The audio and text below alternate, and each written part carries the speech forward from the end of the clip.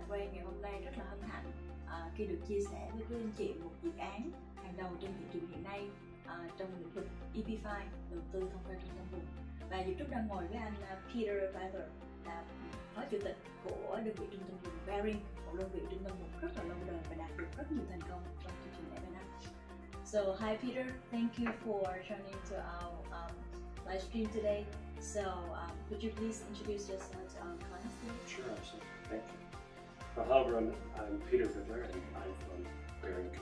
I'm our Vice President of Development at Behring, and we are a California Regional Center and Development.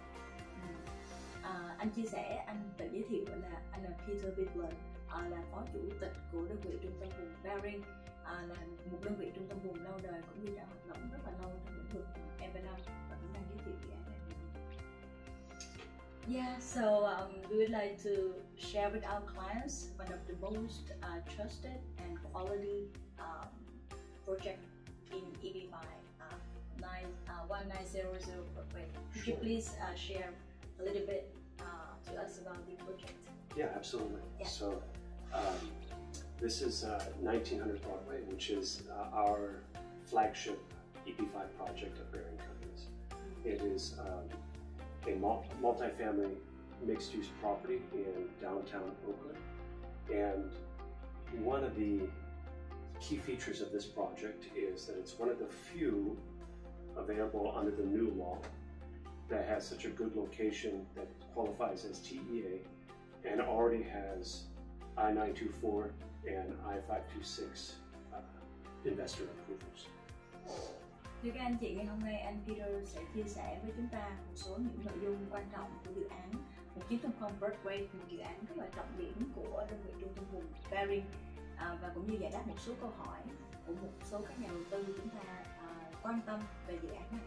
Thì đầu tiên đây là một dự án vô cùng trọng điểm của đơn vị trung tâm vùng Behring và là một dự án nổi bật trên thị trường hiện nay, một dự án tòa tháp căn hộ cao cấp nằm tọa lạc ngay tại số 1900 ngay tại khu vực Oakland ở California. Dự án này ở một vị trí vô cùng tuyệt đẹp, thỏa mãn điều kiện của TEA, là khu vực tạo việc làm mục tiêu. Chúng ta được đầu tư với mức là 800.000 USD. I actually just heard this morning when I was talking to my colleagues that yesterday we received notice of another approval for one of our investors. So just USCIS is working, which is good. Back at the office and working, and yeah, we just had an investor approved yesterday. Wow. So totally how many I-526 you have approved already? In this project, we have already have 100 investors in the project, and to date, six investors have been approved, including one from Vietnam. Yeah. Thưa các anh chị, dự án này đã có lịch sử giới thiệu vốn EB-5 rất là tốt, đã có hơn 100 nhà đầu tư đã đầu tư vào trong dự án và đã có 6 nhà đầu tư đã được chấp thuận đơn E-526, là đơn chấp thuận thẻ xanh đầu tiên là thẻ xanh 2 năm, và trong đó có một nhà đầu tư là người Việt Nam, và một cái bộ hồ sơ E-526 mới chấp thuận sáng ngày hôm nay thôi, thì đồng nghĩa với việc là chúng ta biết được rằng sở di trú họ vẫn đang làm việc, đã quay trở lại và bắt đầu sẽ chuyển tiếp rồi. Ngoài ra dự án này cũng thỏa mãn cái đơn I-924 là đơn sở di trú chấp thuận trước một cái dự án thông qua trung tâm. So I can introduce briefly about the people behind the project. So we're Behring companies. We have over 700 million in EB-5 assets under the development. Investors from over 26 countries with 100% approval track record. Sơ lược về con người, đội ngũ đứng phía sau để phát triển dự án này, bởi vì đây là một trong những yếu tố quan trọng nhất khi chúng ta lựa chọn một đơn vị đồng hành cùng. Behring là một công ty có dày dặn kinh nghiệm trong lĩnh vực phát triển bất động sản nói chung và trong lĩnh vực phát triển bất động sản với vốn M&A nói riêng, và họ đã thu hút hơn 700 triệu USD là tiền đầu tư M&A, và đã thu hút vốn đầu tư ở trên 26 các quốc gia khác nhau từ năm 2013. And then, as a strategic partner, we have Essex Property Trust. They are in addition to being an investor in the project, they are the development manager of the project. They are an S&P 500 company, one of the top performing REITs in the country, and they bring to the project over 50 years of experience in developing and managing multi-family projects like 1900 Broadway. Wow. Và đối tác chiến lược của công ty Behring trong dự án này đó chính là tập đoàn Access, là một công ty quản lý bất động sản, ủy thác tài sản hàng đầu trên thế giới, và họ vừa là nhà đầu tư cũng là đơn vị quản lý tài sản trong cái dự án này, và họ đã được thành lập từ năm 1971 và họ đã có kinh nghiệm rất là dày dặn trên thị trường với hơn 30 tỷ đô USD, 20 tỷ đô USD giá trị vốn hóa trên thị trường. So in addition to investing and managing the project, Essex is providing certain guarantees that indirectly benefit the EB-5 investors. So they're the ones providing the construction completion guarantee to guarantee the completion of the project and creation of those jobs for the Green Card, and some other guarantees that would prevent a foreclosure on the project. Yeah. Và cái đơn vị Access, tập đoàn Access, công ty nằm trong danh sách S&P 500 này, không chỉ là đơn vị quản lý dự án này, đơn vị chủ đầu tư cho dự án này, mà cũng là một đơn vị đưa ra một số những cái đảm bảo mà ảnh hưởng một cách gián tiếp đến cho nhà đầu tư, như là cam kết hoàn tất dự án, gián tiếp để mà tạo ra việc làm cho tài sản vĩnh viễn của nhà đầu tư 3 năm, hay là cam kết về việc trong trường hợp xấu nhất nếu mà công ty phá sản thì cái việc tiếp tục hoàn trả để đảm bảo quyền lợi của nhà đầu tư 3 năm như thế nào cũng được tập đoàn Access được đề cập rất là kỹ trong dự án. So we are, as a regional center, Behring companies, we focus on multi-family housing. We like residential housing because it's less sensitive to market crises or economic crises, changes in the market. When we saw in COVID, very few people go to the hotels, very few people going to the office right during that time. But everyone still needs a place to live. Everyone needs housing.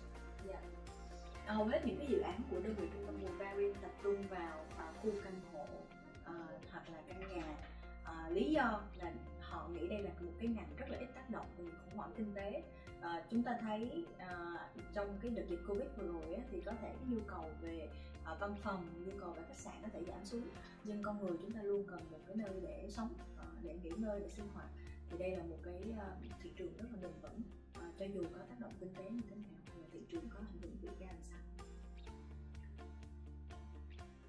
So again, this is 1900 Broadway. It's a fully integrated live, work, play, go type of housing for residents that are able to make the most out of this building. Yeah. Và đây là một căn hộ vô cùng cao cấp, 1900 Broadway, là một nơi tích hợp không chỉ là nơi để sống mà còn có thể làm việc, vui chơi, giải trí và đi lại vô cùng thuận tiện trong khu vực này.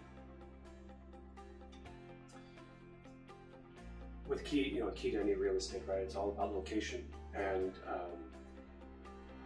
1900 Broadway has a fantastic location just in the Bay Area, San Francisco Bay Area, in uptown Oakland, which is the downtown area with all the restaurants and cultural life in Oakland. But it is only 3 stops, 15-minute subway ride to the CBD of San Francisco, and then 3 stops the other direction to UC Berkeley campus, less than 10 minutes subway ride. Yeah. Thì các anh chị nói về bất động sản thì 3 điều vô cùng quan trọng, đúng không ạ? Vị trí. Với dự án này chúng ta có thể có một cái vị trí của một cái khu căn hộ không thể nào mà tốt hơn được, bởi vì vị trí của dự án này nằm ngay bên thị trấn Oakland, rồi thì chỉ cách khoảng 3 cái điểm tàu điện thôi, là khoảng 15 phút để chúng ta có thể đến trung tâm thành phố San Francisco, gần ngay cái cầu Bay Bridge, và cũng như là ở cái khu downtown Oakland là một nơi rất là cổ điển, đúng không ạ? Vui chơi giải trí, nhiều công viên, nhiều địa điểm rất là nổi tiếng ngay tại San Francisco.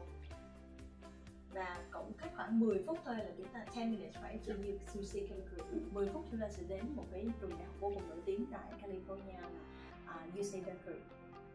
That's right. And if we look down here, we're benefiting from just within several blocks of our building, many new companies that are making their home in Oakland, bringing over 20,000 employees to the community as potential renters, including Twitter. Twitter's headquarters is just a couple blocks away.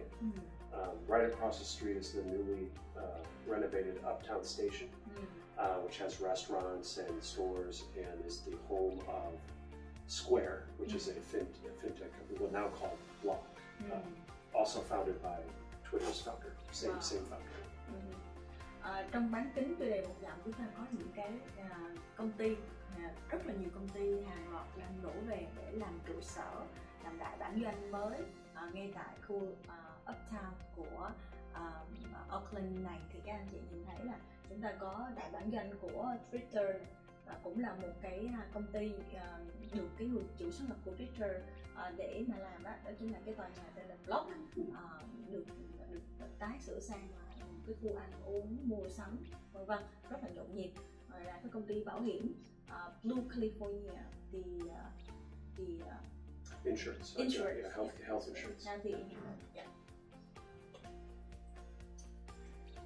Here we have the full program for the building, truly mixed use, truly integrated, so that residents living in the apartments, have full access to the amenities, have access to the co-working office space, which will have meeting rooms, multimedia rooms like to do videos like these, or to do podcasts and things like that they have access to.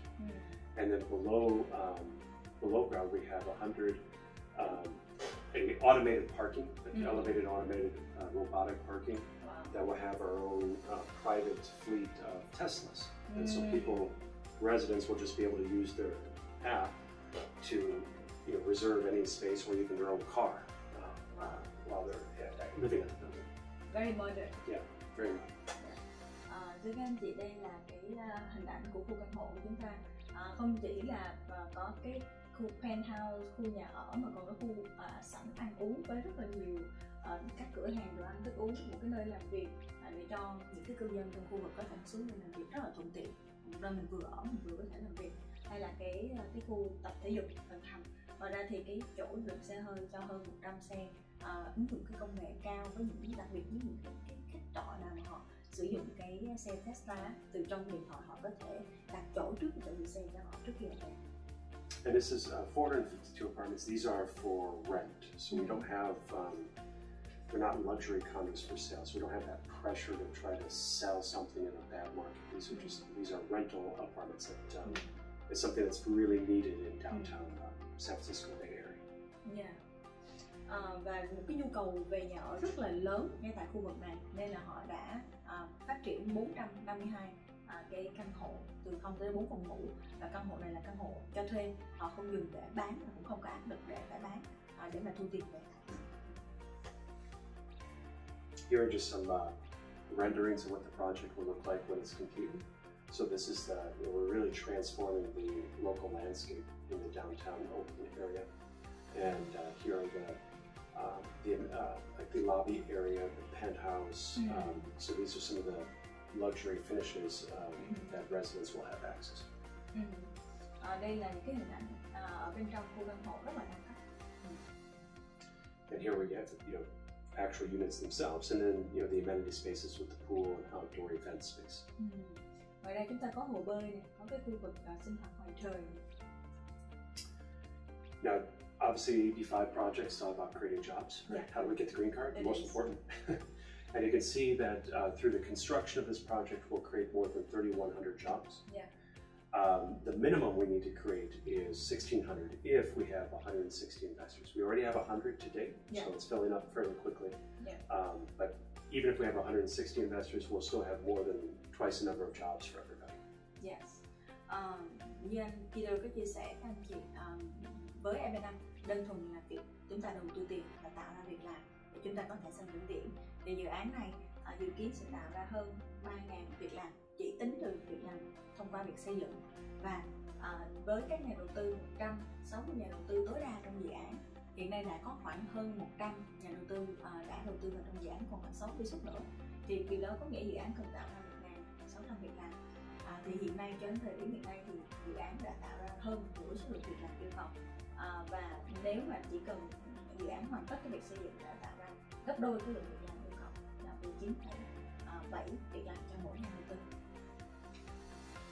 So here's the actual construction site. So this project is actually already in progress.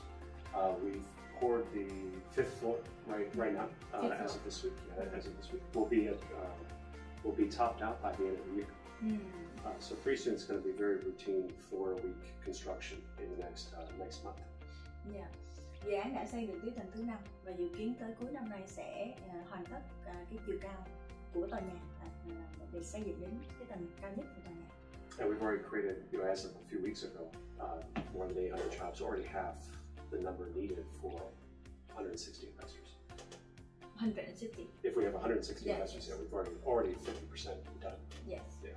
Và thực tế dựa trên cái công việc đã tạo ra thì họ đã tạo ra 180 việc làm, đảm bảo cho hơn 80 nhà đầu tư, 83 nhà đầu tư trong dự án đã gọi là hoàn toàn yên tâm là để sang vĩnh viễn của mình, và chỉ cần hoàn tất cái việc xây dựng, họ tạo ra gấp đôi cái lượng việc làm yêu cầu cho hơn 160 nhà đầu tư trong dự án.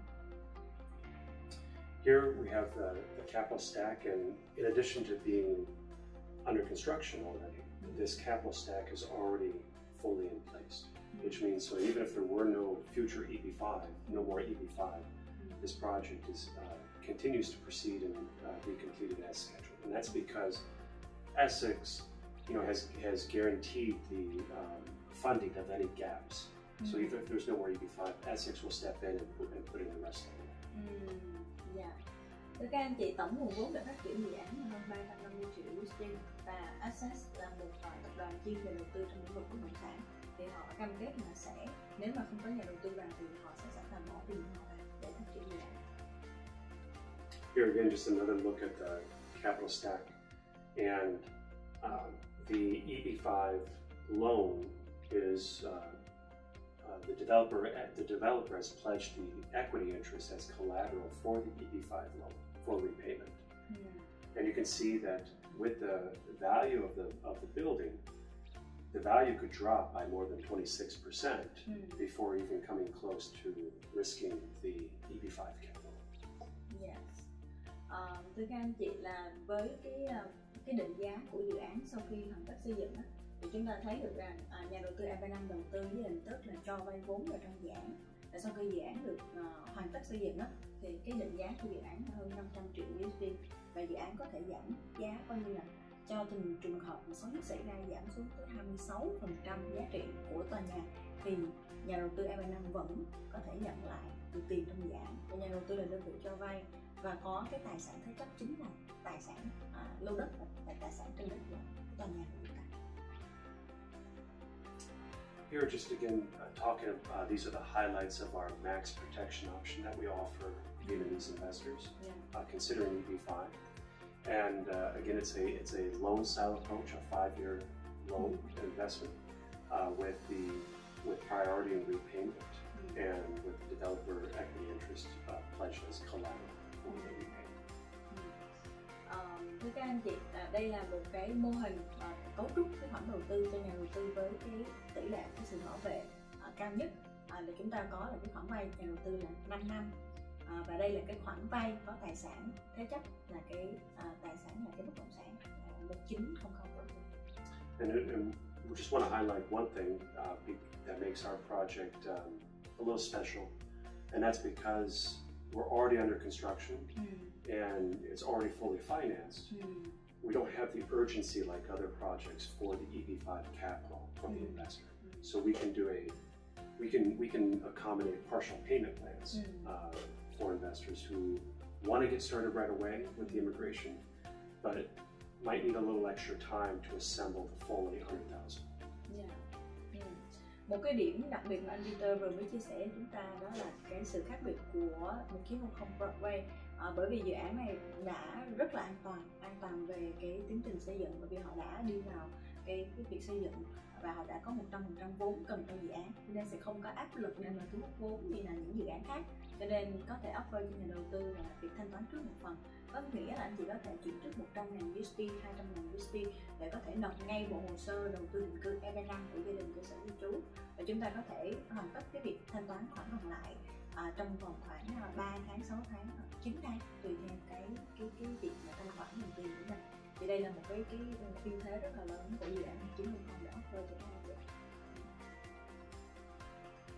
And here I just highlight, highlight the fact that we recognize that this is a long-term commitment, and we take that partnership very seriously, and we'll be there at each step of the way. So at the beginning, we have the I-526 guarantee to ensure that the approval of the investor's petition. During the course of construction, we have the construction completion guarantee to guarantee the job creation for the green card. And then at the end, we have the developer equity pledge for the repayment of the investor's I-5 or EB-5 investment. Thưa các anh chị, một số điểm nổi bật trong dự án này, luật sư Peter có chia sẻ đó chính là một cái cam kết rất là rõ ràng cụ thể, cam kết hoàn vốn và cái quản lý nếu nhà đầu tư không nhận được cái chấp thuận của đơn E-526 thì đó là cái điều khoản được thể hiện rất rõ trong hợp đồng của các anh chị ký. Ngoài ra thì có cam kết hoàn tất xây dựng để đảm bảo là cái lượng việc làm cho thẻ xanh vĩnh viễn của anh chị là rất là sẵn sàng.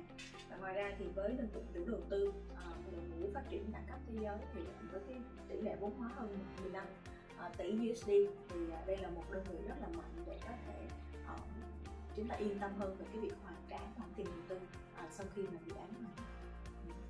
So that's just a high-level introduction of our current project. Yes, thank you, Peter. Really useful, helpful information.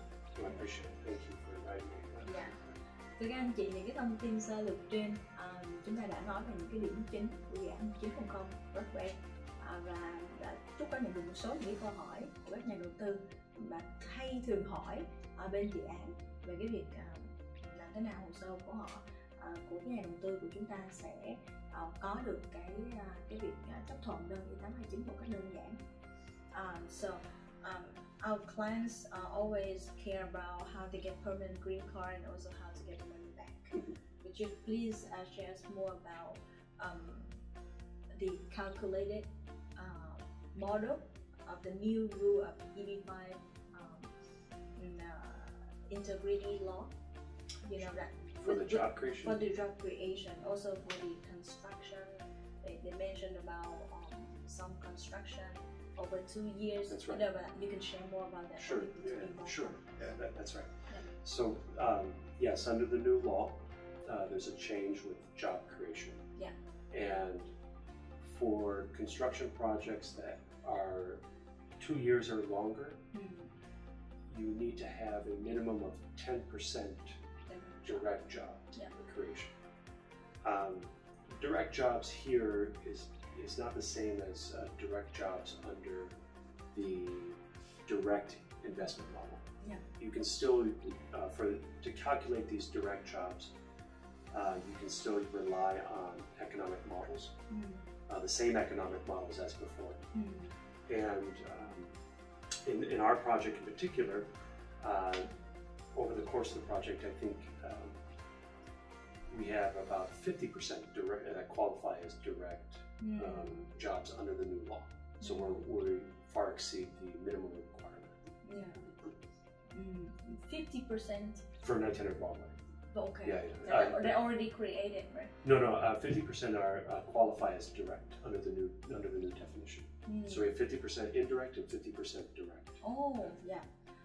Thưa các anh chị, trong dự án này á, thì chủ đầu tư họ đã làm việc một thời gian dài và với cái luật mới của EB-5 quy định là những cái dự án mà xây dựng trên 2 năm sẽ có khoảng 10% cái số lượng việc làm đó là từ những cái việc làm trực tiếp. Thì nó cũng theo công thức kinh tế rồi, thì hiện nay dự án đã tạo ra hơn 830 việc làm và trong đó dự kiến hiện nay cũng như dự kiến thì sẽ tạo ra 50% là việc làm gián tiếp cũng như 50% là việc làm trực tiếp. So could you share more that how often you do the report or the updates of the projects to our investors? Sure. Because under the new law with the Integrity Act, there are new requirements about reporting to investors and other changes as well.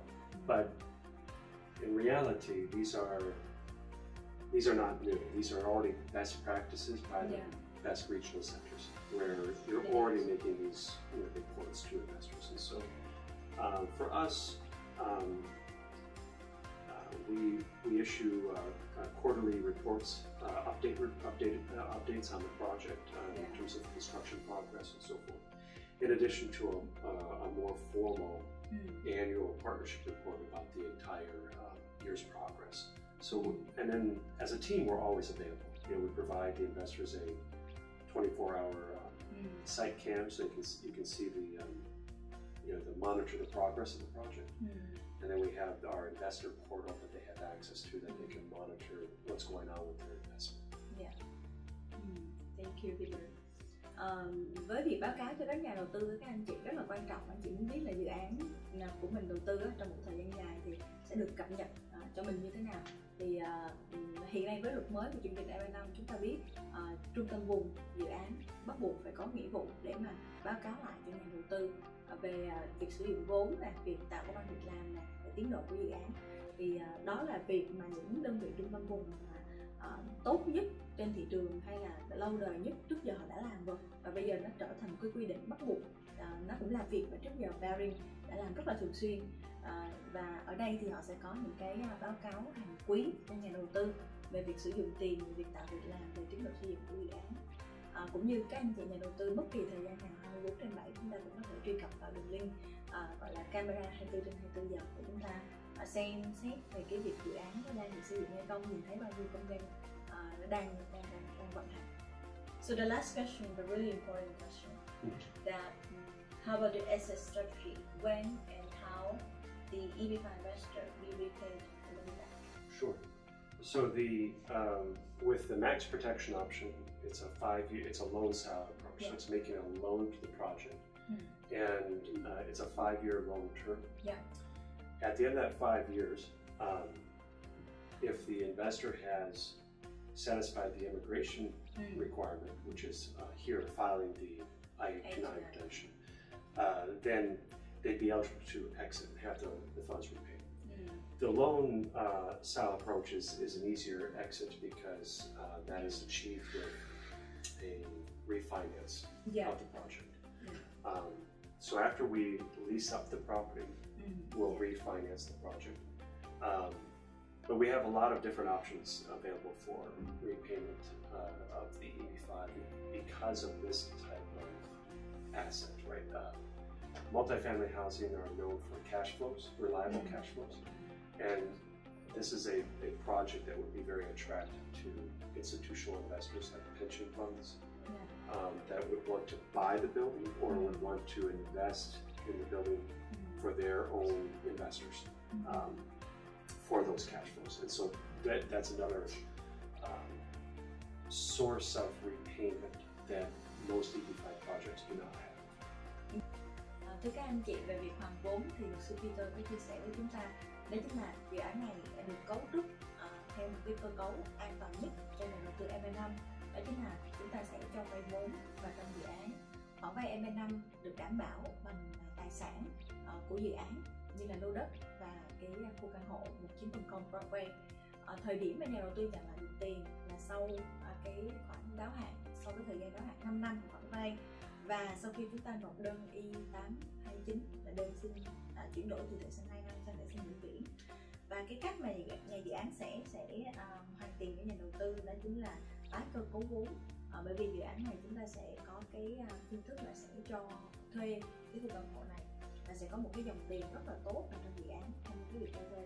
Và chỉ cần có cái dòng tiền tốt như thế này thì rất là nhiều nhà quỹ đã đặt vấn đề để mà sau khi dự án đi vào hoạt động, dự án có cái dòng tiền thì sẽ cho một cái khoản vay khác, hoặc là chủ đầu tư sẽ bỏ thêm tiền vào để vận hành dự án, để trả khoản tiền cho nhà đầu tư.